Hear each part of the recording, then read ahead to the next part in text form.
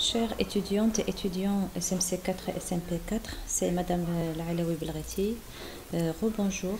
Nous allons faire la suite de la correction de la partie structure cubique, la deuxième partie. Alors, comme nous avons fait pour les sites tétra et octa dans le CFC, il faut que je sache aussi les sites octaédriques et tétraédriques dans un cubique centré. Alors là, je vais aller un peu moins rapide, plus douce, pour vous montrer ces sites. Alors là, par exemple, ici, c'est un site octaédrique en rouge. Donc, il est formé par les 4 sommets. D'accord?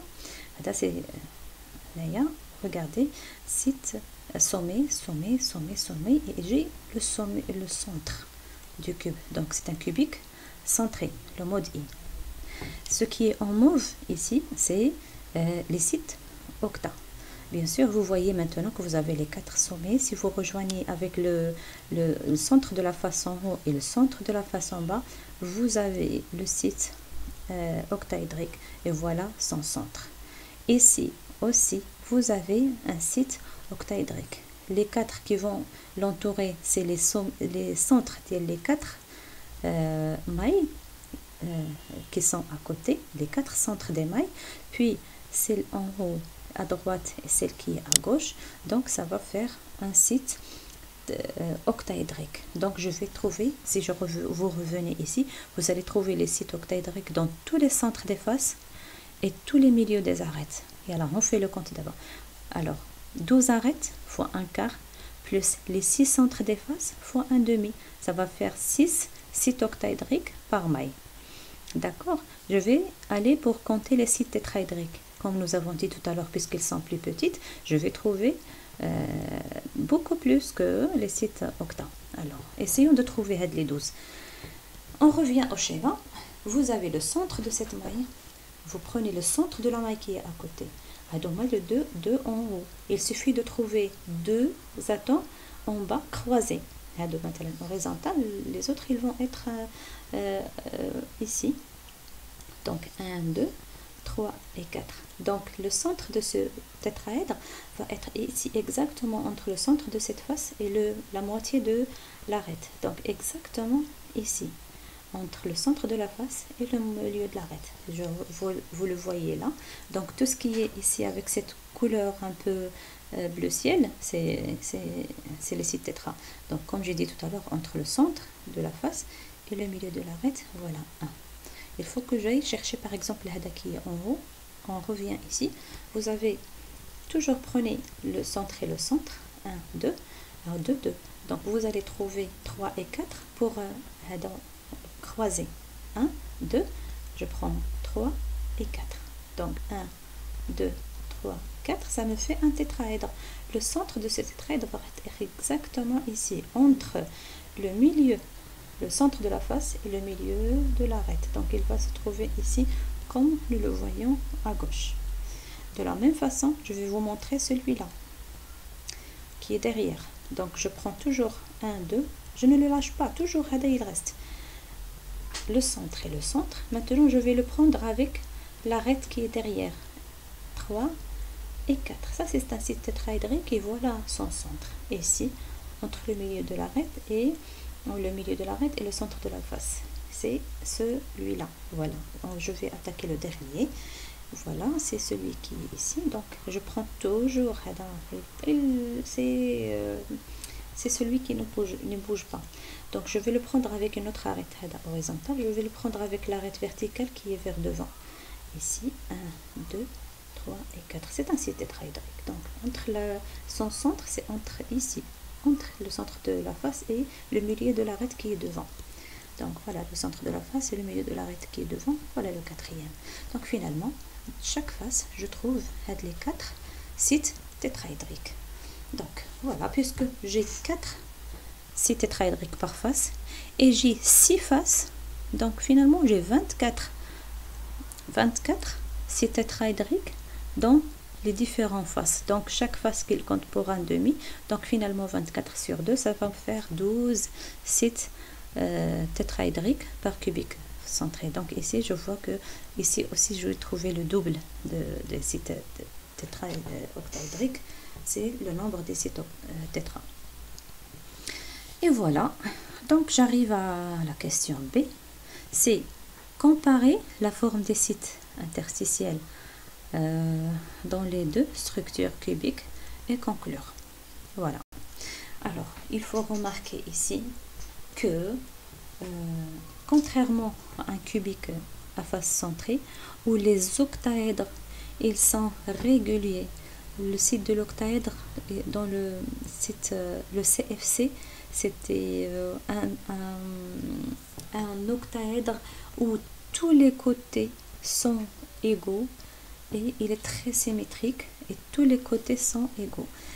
Voyons voir un peu, est-ce que ces côtés-là, les différents arêtes, ils ont la même longueur, pour dire que l'octaèdre en rose, c'est aussi un tétraèdre qui est régulier. Alors, on fait une petite vérification. D'ici jusque-là, c'est du sommet au sommet, donc c'est le paramètre de la maille, c'est 1. Mais de là à là, c'est la moitié de la diagonale de la face, donc c'est A racine de 3 sur 2.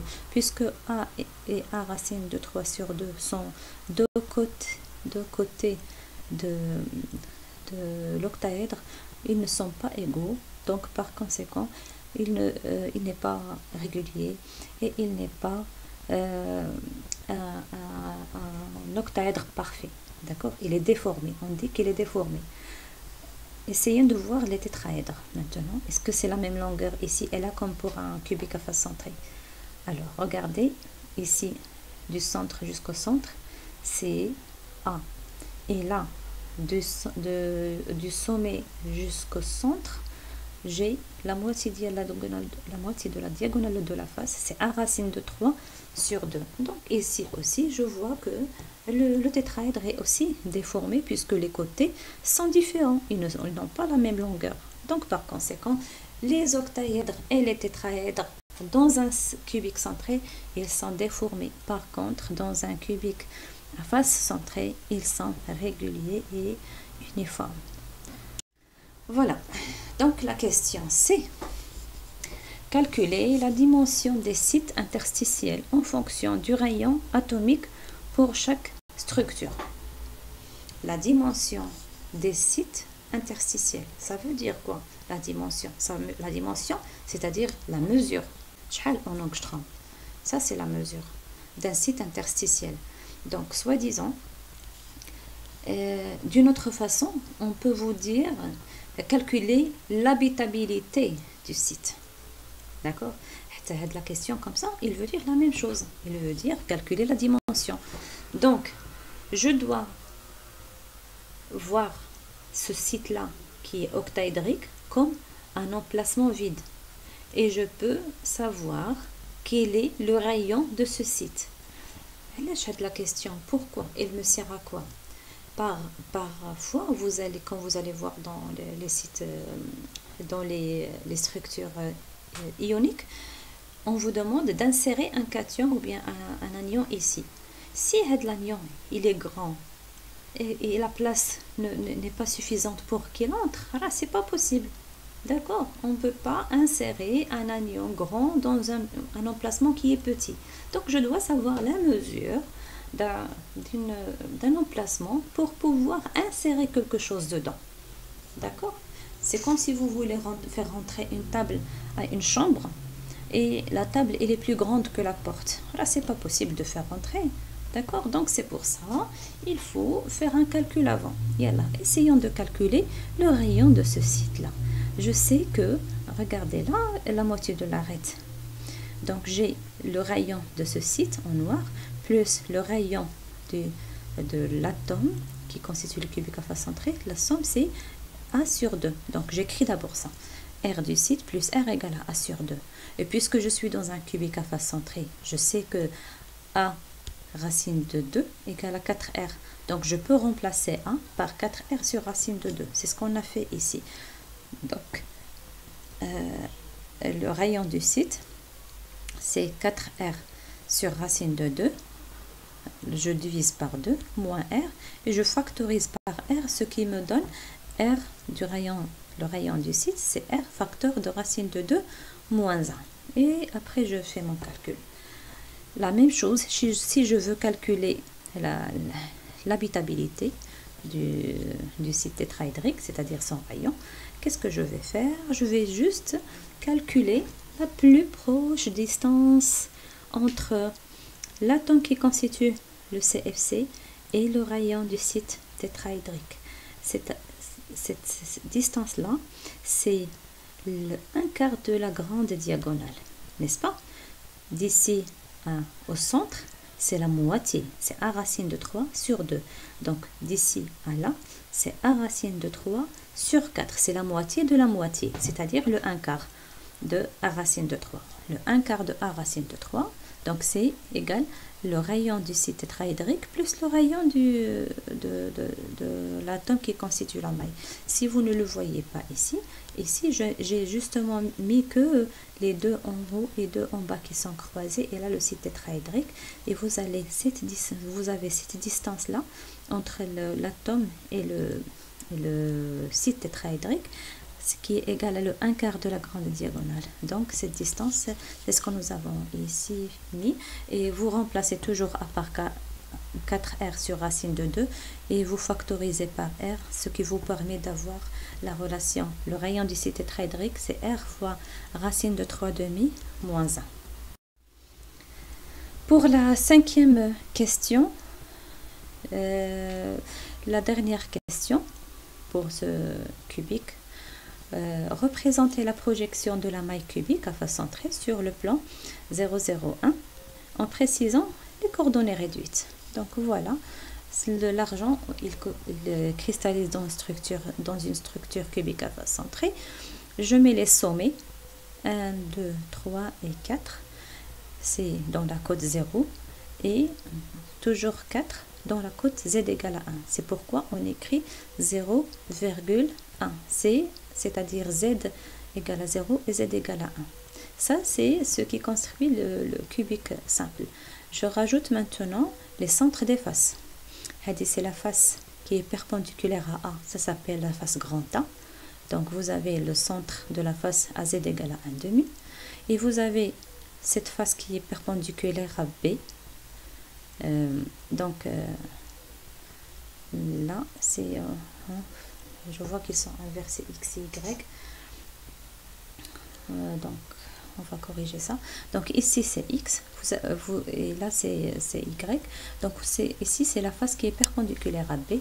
Donc, c'est la face grand B. Et là, c'est son centre qui existe, qui est dans la cote z égale à 1/2.